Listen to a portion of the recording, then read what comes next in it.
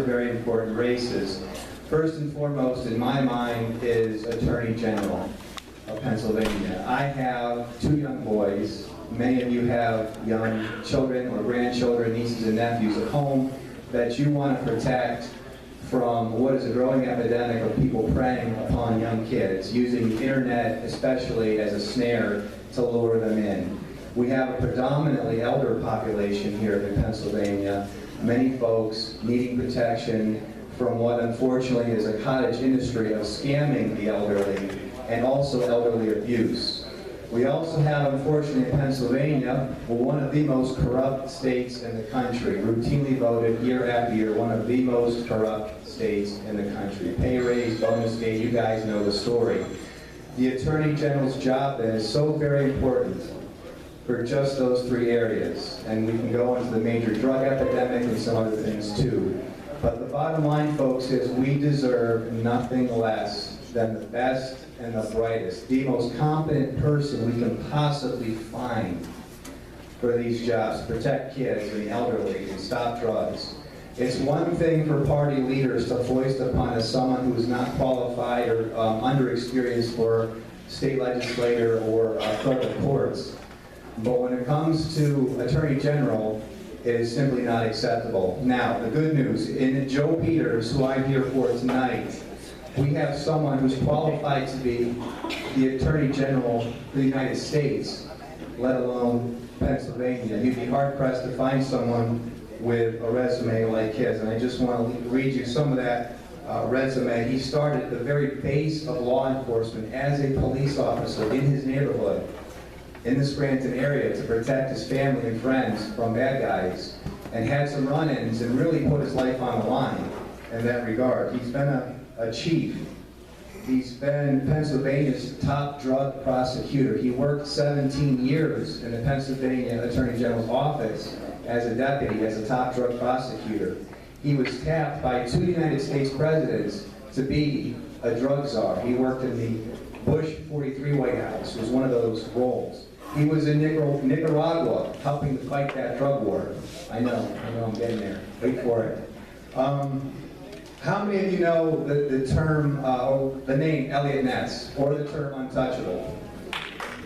Go ahead, yeah. One of my childhood heroes, Mr. Untouchable, Joe Peters, when he was a federal mafia prosecutor, he locked away the infamous mob boss, Little Nicky Scarfo, who ordered a hit on a judge and bribed counsel with $1 million, and Joe Peters locked him up when no one said it could be done. He got the name Mr. Untouchable.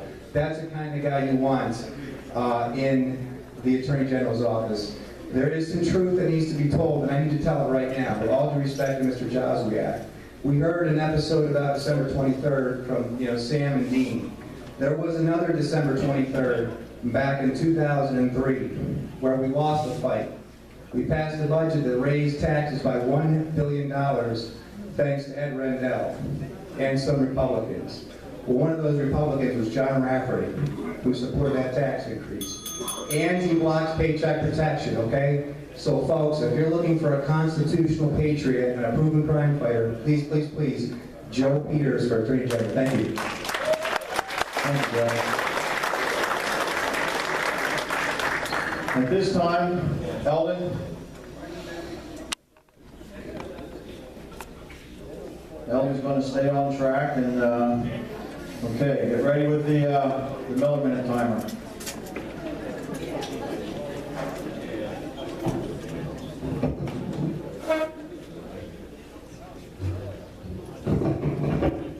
Good evening, everybody. Normally, some of you would remember, I'm sure, when I stand up here, I'm beating on you to go to school board meetings. I won't do that tonight, but anyhow, I feel uncomfortable following these people that we just did. I mean, some of the information that they disseminated to you is very important to all of us. But I was asked a couple of weeks ago to talk to you about paycheck protection. How many of you understand what paycheck protection means?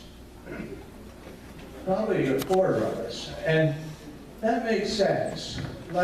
Yesterday, I gotta look at the agenda, which we always get the agenda out early, a day before, so we got plenty of time to change it when we get here. But in any case, I was on there to talk about prevailing wage. And I don't follow any of these two issues, but does anyone here understand prevailing wage? Okay, a few more. For the rest of you, prevailing wage has been around for decades. It's union-driven for the most part.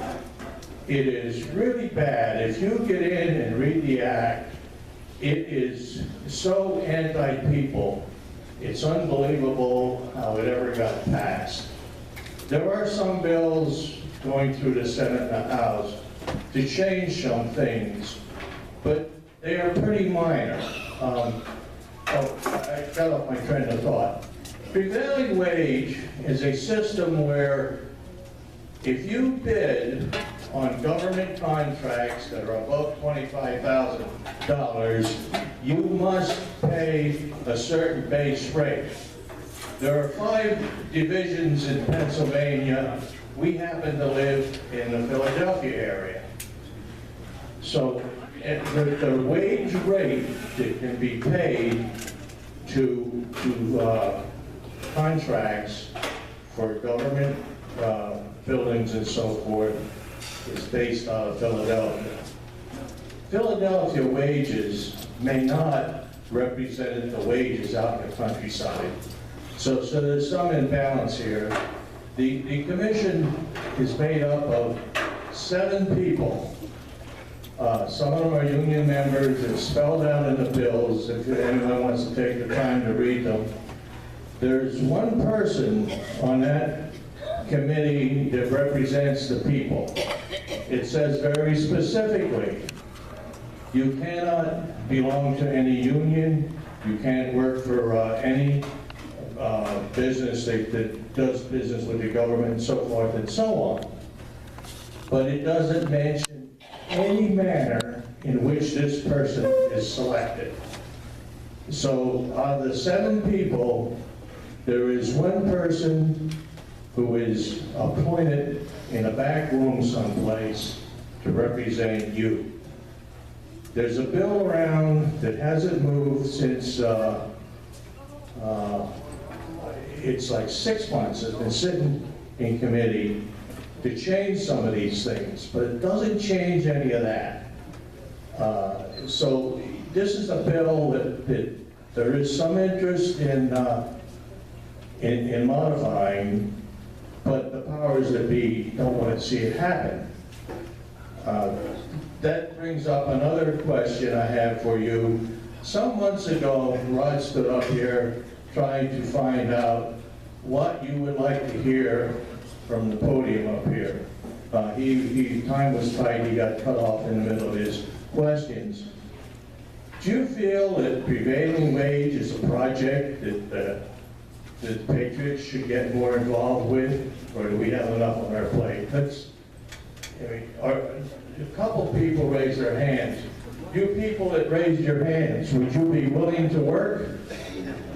And I mean that seriously. That's one problem that we all have, is a half a dozen of us, 2 always in the front seat, that work hard for the group, and we need more help. But that's just another one of the many issues in Harrisburg. You heard the gentleman before me mention that Harrisburg is the most corrupt state, one of the most corrupt states in the nation. But we made changes. The other thing is paycheck protection. How many people understand paycheck protection? Not very many. Paycheck protection basically allows the unions, how should I put this? Organizations who hire people, like school districts, can take the union dues and have it deducted from their pay. It goes to the union, and there's no control over what happens to the money. There's a bill, it's Senate Bill 501, to change that and to, so that the unions can no longer have their union dues deducted, but from the employees, government employees.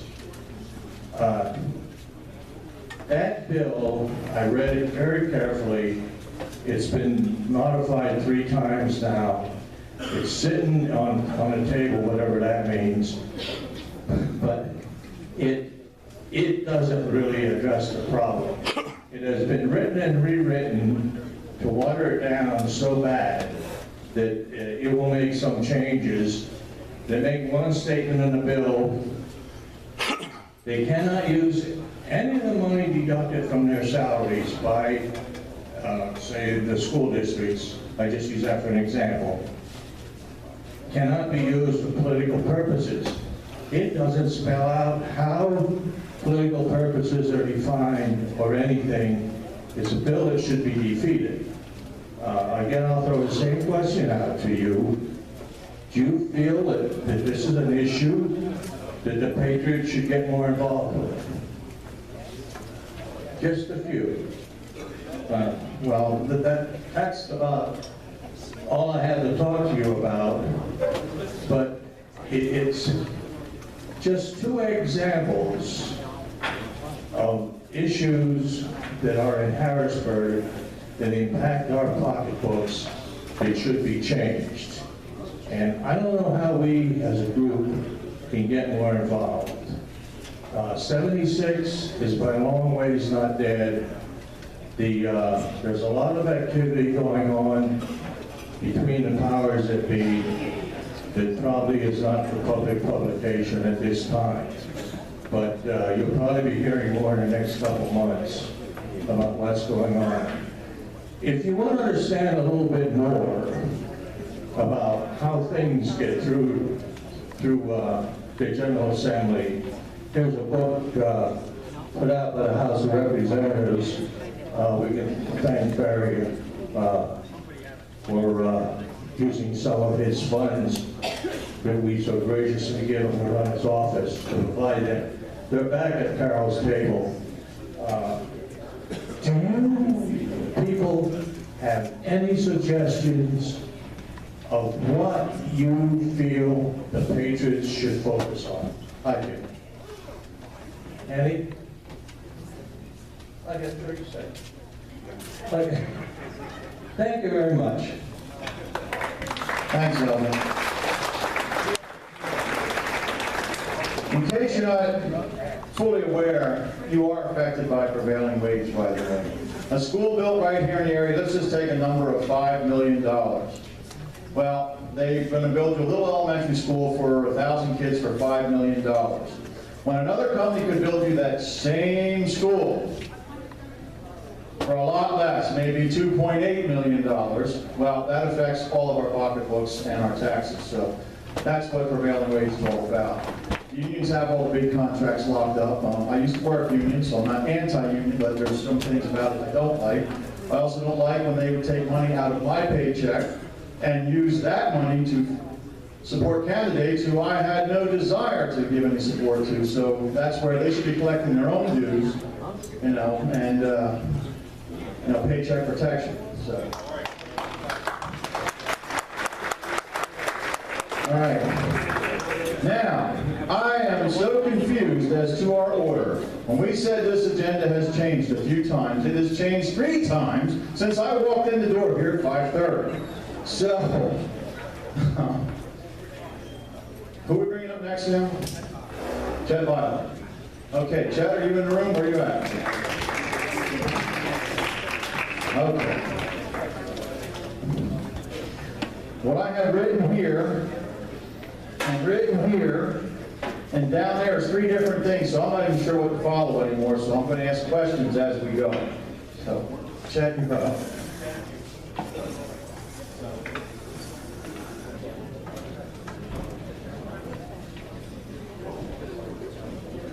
All right. I want to again say hello. I had the privilege of addressing you, I think it was about a month ago. We had some fun here when I challenge you to put some money in the hat for the local museum that's going to be built to honor veterans, right? And you are a generous people. You ended up just right out of the pockets that you had, your pocket change that night, contributing $503. And I was able to match that, and now they did make the down payment on the property for this museum. So congratulations on that. I'm running for U.S. Congress. Joe Pitts is retiring. Now, there's just a bit of Berks County that is in the district, but I'd like to talk with each and every one of you here tonight about the opportunity to help us, not only in the precincts that are in Berks County, but beyond, if possible, next Tuesday. And here's why. My opponent, sitting Senator Lloyd Smucker, is the endorsed candidate of the establishment in Lancaster County, where the party operates quite differently than here in Berks County. There, when someone is endorsed, it means that the committee folks are supposed to fall in line. It means that all of the moneyed folks are supposed to give to the endorsed candidates and all that goes with that. It's a pretty strong endorsement county. Now, as a result, I am up against it, if you will, with the establishment. But when I share with you, as I will over the next 2 minutes, where my opponent stands on the issues, you will understand why it's important that we prevail in this contest. My opponent, for example, on Common Core, he's the chairman of the Education Committee, and he has spoken in favor of Common Core. Incidentally, the ACU, American Conservative Union, gave him a rating of 73% in 2014, but like Senator Specter used to do, because he was looking for a promotion or to be reelected, he made sure that he voted the right way with them, and last year, or the past 12 months, was rated at 100%. But, you know, he's just playing games with us, and here's what I mean by that. I want to ask you, I want a show of hands. Who all here knows what we mean by Obama's DREAM Act? The DREAM Act for Pennsylvania. Okay, the DREAM Act means that your tax dollars go to pay for college education for illegal aliens. And you would think that the DREAM Act, Obama's DREAM Act for Pennsylvania, you would think that that would have been sponsored by perhaps a Democrat, right? Or at least a liberal Republican from down in the southeast trying to, for whatever. No, it was sponsored, authored by Senator Lloyd Smucker out of Lancaster County, and now he wants a promotion to Congress. Also, Senator Alloway out of Franklin County, back in October, he put forward a bill that would withhold state funding for any municipality or city like Philadelphia that declares itself a sanctuary city. And you all know what we mean by sanctuary cities? It means that when an illegal alien commits a crime and is incarcerated, after they're done serving their time, simple thing, turn them over to the feds so they can be deported. Well, Senator Alloway put forward a bill that would penalize sanctuary cities in Pennsylvania. There was one Republican on that committee who voted against that. It was my opponent, Senator Smucker. Can you believe that? You'd have to ask him why he did that. It makes no sense. Also, he voted to support Ed Rendell's budget that added $600 million to our debt. He voted to increase the gas tax, making, Pennsylvania now has the highest gas tax in America. Also, he, this is a hard one for me to accept. Would you believe that he broke with Governor Corbett and with all of the other Republicans in the Lancaster County and Berks County delegation and voted to expand Medicaid to accommodate Obamacare expansion into Pennsylvania? So you've got sanctuary cities, Common Core, Obamacare, the DREAM Act for Pennsylvania. And it got worse. Even on one Monday evening at 6 o'clock, one of his colleagues called us up and we found out, we looked at it, it's online now at smuckerrecord.com, that he voted against a bill that would require contractors who have public works projects to use E-Verify to make sure that when our tax dollars are being used in public works projects, that we're not paying for illegal immigrants to do those jobs. And he voted against that. He was one of 7 senators, so you know he's liberal in his voting record.